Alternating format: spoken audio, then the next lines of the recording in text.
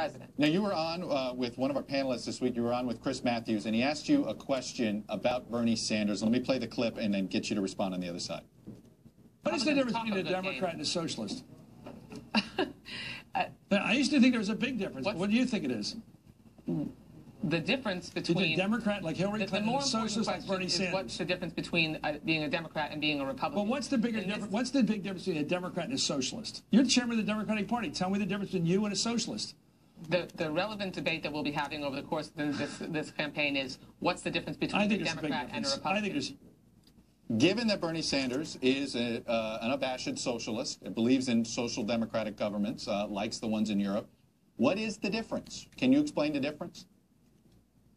You know, Chuck, it's always fun to be interviewed by Chris Matthews, and I know that he enjoys that banter.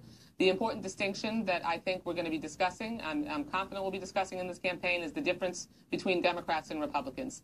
The difference between Democrats and Republicans is that Democrats want to make sure that people have an opportunity to climb the ladders of success and reach the middle class, have a good education, have a secure retirement.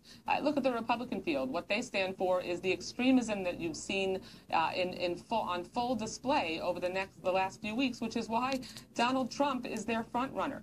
I mean, Donald Trump is essentially a reflection of where the Republican Party is today, limiting a woman's right to make her own health care decisions, supporting, shifting to a more privately focused education system, ending Medicare as we know it. That's the important and relevant contrast as we go through the next 18 months of this presidential election. Very quickly, we're only